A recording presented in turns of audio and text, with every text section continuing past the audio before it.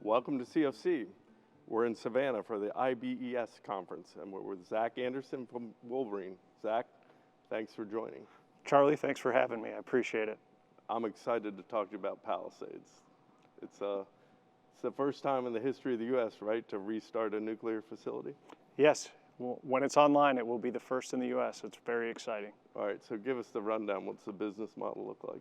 So really for us, when we were looking at Palisades, my boss, our CEO, Eric Baker, was challenging our team to think big and think about how we can meet our 5 pillars of our power supply strategy, which are cost competitive, stable, and those two things can compete with one another. It's not necessarily the most competitive if it's just stable. Well, I can buy something really expensive and have it stable over the long term, as well as decarbonized and reliable, which can be a challenge. You go with intermittent resources, you know they're not going to be available 24/7, 365. So how can you reduce the carbon footprint that you have while making sure the lights stay on 24/7, 365?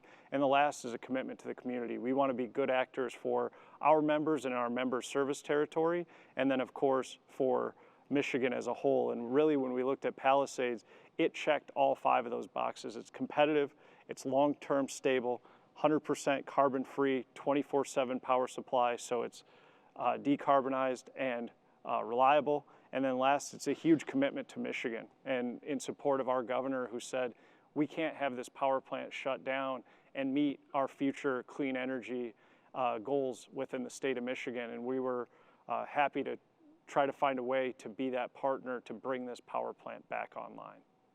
And so your timeline to get that plant restarted, and you've signed a PPA for the capacity, Correct. right? Is just 2 to 3 years, right? A window. Yes. Faster than most other things. When you look at that comparison to the alternatives, was the timeline a major factor? It's huge. So when you talk about Palisades, you're talking about the right plant, the right place at the right time, and timing plays a huge part in that, where we're looking at something that hopefully will be online. Probably we expect spring of 2026, maybe as late as 2027, but because it already has a position in the interconnection queue as it's known, it already has in-service interconnection rights, so that once it's ready to come back online, it doesn't have to wait in a long line where new projects would take 7 to 10 years to build. And then when you talk about the cost of nuclear, this is much lower cost. So it's lower cost and it's faster deployment than any, certainly nuclear plant we'd be looking at, and really any project at all when you're looking at a 7 to 10 year time horizon on new development. And what about other resources like adding transmission, stuff like that? Is that already there in place for you? Wow, this is a low risk proposition. Huge. Then. You're talking about a plant that has 7 345 kV exits out of the plant. So a lot of diversity in terms of where that power can flow. You lose one line, you certainly have more than one line. In fact, any one of the 7 can carry that power from the power plant. And again, deliver 24/7, 365 clean energy to the grid. Sounds like an incredible deal you couldn't pass up, really. It's really exciting. Are you seeing any negatives, people protesting, people trying to slow the deal? There's certainly always going to be detractors around nuclear, but really this has seen tremendous public and private support from our members when we talk to them about this opportunity. A lot of support for this, as well as, I'll say, from the political side, from the federal government to the state government and legislature.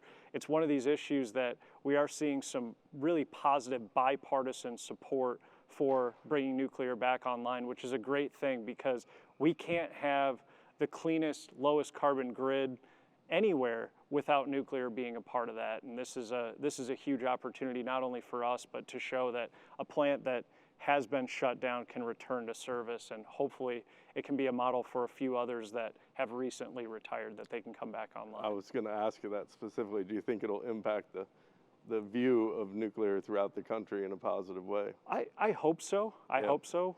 You never know, and each plant is different. Certainly we went into this plant with a deal of skepticism, but once you saw the people that were there and the condition that the plant was in, we are certainly optimistic that this can come back online and be successful for us and for our members for the long term. And Hoosier is in the mix as well, buying some of the power off the project as well, right? Absolutely. Yeah. And that was a huge part for us. This is an 800 megawatt power plant. In an ideal world, Wolverine was looking for 300 megawatts for our members. But as we saw this opportunity and we were pursuing the opportunity, we were pursuing it first on the basis of what if we get this plant and we have to take all 800 megawatts. And then we talked with our G&T partners in the region, and we found that Hoosier was a tremendous supporter. Donna Walker and her team, Rob Horton, my counterpart, their COO, huge supporters of the project, and they said, well, we're willing to step up to take on up to half the plant. If you're willing to step up to take on half the plant, we found a way to work together. And again, they've been a tremendous partner, very supportive of the project, and we really couldn't have made it happen without them. That's outstanding. I love to see the co-ops working together. So are there any hurdles that you're concerned about, or is it looking pretty good for the next 2-3 years to get that plant re-energized and get the power flowing? Certainly, nothing will come easy here. So there were 3 big pieces that the plant owner, Holtec, needed to accomplish. One was a PPA. So with Wolverine and Hoosier bringing that piece to the table, that's obviously good news. And then they need 2 other pieces. They need a loan from the Department of Energy, and then they also need to work through all the Nuclear Regulatory Commission approvals. And this has never been done in the history, as we said at the outset, in the history of the nuclear industry, to bring a power plant that was offline and retired back into service. So they don't have a clear template to say this is how it's done. But we think they can work through it. Holtec is confident that they can work through it to do that. So PPA has been checked off. DOE loan approval, hopefully Q1 of 2024. And then after that, it will need to move through NRC approvals, and hopefully that'll be in front of a late 2025, early 2026 in-service date. And that drives you to almost completely carbon-free if this all happens, right? Correct. Which is huge for a G&T to have a power supply about 90%. Correct. So with this plant online, we could exceed 90% carbon-free, and with the solar we have in the future, really we're in a phenomenal position to, again, meet all the things that we're looking for, especially having reliable and decarbonized power that's competitive and stable for our members for the long term. Right. And you have 2 utility-scale solar projects on the drawing board. Is that accurate? We do. So we have actually 3. So we have one under contract, and it's working its way through the interconnection process and getting built. Hopefully that'll be online somewhere in 2026. And then we have 2 under development ourselves in northern Michigan. One's about a half hour south of our office, and then the other one's in north central Lower Peninsula, just off of I-75 in northern Michigan.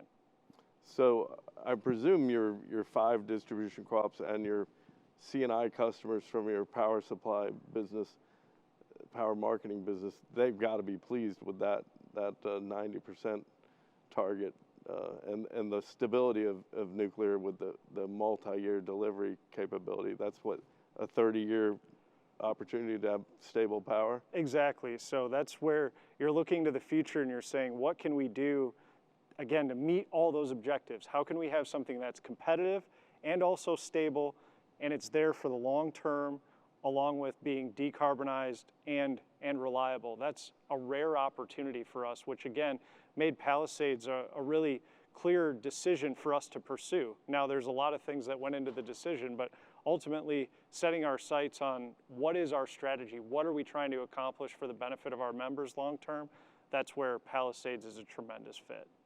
And I read a little bit that there might be SMRs in the future as well at the same location. Is that actually on the drawing board or just discussion point at this point? So I can't speak entirely for Holtec. It's their development, their proprietary technology, but they do have eyes toward developing small modular reactors at the site. And it's really twofold. One, they have their own design that they're pursuing, but 2, with a site like Palisades where you have all the personnel, not only the people that can operate the plant, but the security and everything that nuclear entails, all there at the site, it makes it a really great opportunity. And then you couple that with robust transmission right on the doorstep, it's a good site for small modular reactors in the long run. And certainly Holtec has their sights set on that, and we're supportive and look for that hopefully to happen somewhere in the future. Yeah, and when you look at your projected growth, your system growth, will the Palisades cover that projection as you grow that capacity, or will you need to add yet more? So our commitment around Palisades, I mentioned this a minute ago, we would really look for 300 megawatts of baseload supply in our portfolio. Our commitment to Palisades is a little greater than 400 megawatts, so we certainly have room to grow that. When we look at our growth projections, depending on, Michigan's one of the lowest use per consumer states in the country. We have a tremendous opportunity for load growth, especially in the winter with home heating, as air-to-air heat pumps and geothermal becomes more affordable and more efficient.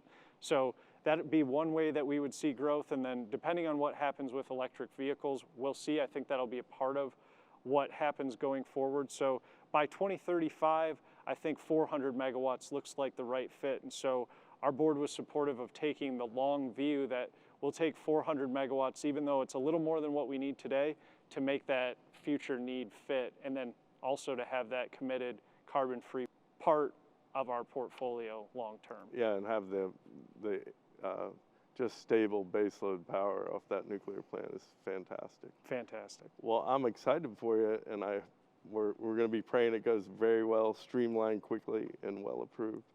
And we appreciate working with Wolverine and you joining us today. Thanks for having me, Charlie. I appreciate it. It's great. Thank you.